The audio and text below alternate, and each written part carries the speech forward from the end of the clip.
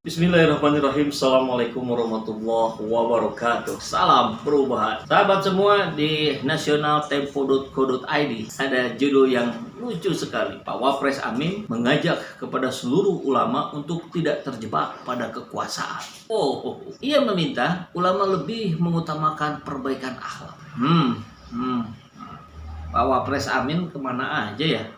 Sekalinya bicara kok bikin riuh. Ini cuplikannya ya. Saya berharap kita tidak terjebak pada aspek kekuasaan, karena kekuasaan itu bukan kewenangan kita. Kekuasaan adalah kewenangan Allah, kata Ma'ruf saat membuka Muktamar Nasional ke-25 Robitoh Al-Alawiyah melalui konferensi video Sabtu 4 Desember lalu. Ini sih namanya menepuk air di dulang, terpercik muka sendiri. Jadi Pak Amin barangkali perlu diberikan cermin. Yang masuk kekuasaan justru Pak Amin sendiri. Ketika yang lain menolak, kita tahu, masih ingat waktu itu Ustadz Agus Somad. Sedang wakil presiden aja tak mau. Ana mau menjelaskan kepada umat, tolong agama ini dengan kekuasaan. Diminta untuk menjadi wapresnya Prabowo, menolak karena tidak mau dekat dengan kekuasaan.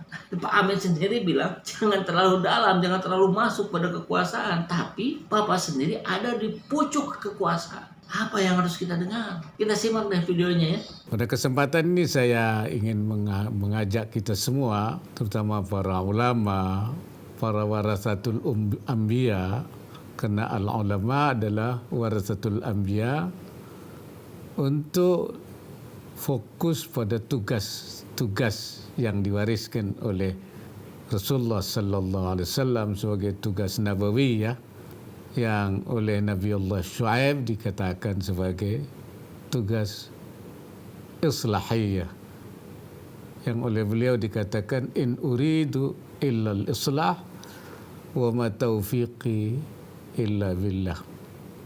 Tidak ada yang kehendaki kecuali melakukan perbaikan, dan pertolongan saya pada Allah Subhanahu wa taala. Karena itu saya berharap kita tidak lagi sekarang ini mempersoalkan soal-soal yang sebenarnya sudah disepakati, seperti hubungan agama dan negara, hubungan Islam dan Pancasila. Itu kan sebenarnya sudah selesai. Sudah ada ittifaqat di antara para pendiri bangsa, termasuk para ulama. Dengan disepakatinya Pancasila dan terbentuknya NKRI, maka telah terjadi kesepakatan nasional, al-mitsaqul watani, di antara kita semua. Karena itu dalam perspektif Islam kita menyebut negara ini sebagai Darul Mitsaq, yaitu negara kesepakatan, terinspirasi oleh fa in kana bainaka wa bainahum mitsaqun, yang dalam Al-Quran, kalau di antara kamu, di antara mereka ada mitsaq. Dan saya berharap kita tidak lagi terjebak pada aspek kekuasaan, karena kekuasaan itu bukan kewenangan kita. Kekuasaan adalah kewenangan Allah, khatwah rabbaniyah. Allah menyatakan dalam Al-Quran, tu'til mulka man tasha wa tanzi'ul mulka mimman tasha. Engkau memberikan kekuasaan pada orang yang kau kehendaki, dan engkau mengambil kekuasaan dari orang yang kehendaki. Jadi itu urusan langkah-langkah, bukan langkah kita. Langkah kita adalah khatwah islahiyah, yaitu langkah perbaikan. Ya Pak Amin, Bapak sebagai Wakil Presiden Indonesia, kita tentu sebetulnya dari dulu sangat berharap Bapak ada di tengah-tengah. Bapak ada untuk menegur para buzzer yang terus berusaha memecah belah umat Islam, bahkan antar umat yang lain. Tapi kita nggak dengar perkataan Bapak tentang hal itu. Atau saya yang kelewat? Rasanya sih enggak. Kami perlu dengar kata-kata Bapak untuk memotivasi umat Islam untuk kembali kepada jati diri keislamannya. Kami juga ingin dengar Bapak menegur para pejabat yang lain yang terus-menerus memojokkan umat Islam. Tapi itu juga kita nggak dengar. Atas apa yang bisa kita harapkan dari seorang wapres seperti Bapak?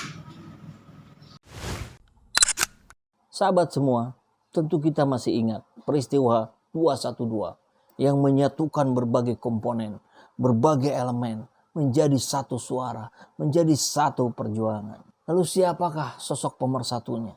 Ya, Imam Besar Habib Rizik Syihab. Namun sayangnya, dunia hari ini sedang tidak berpihak kepada beliau.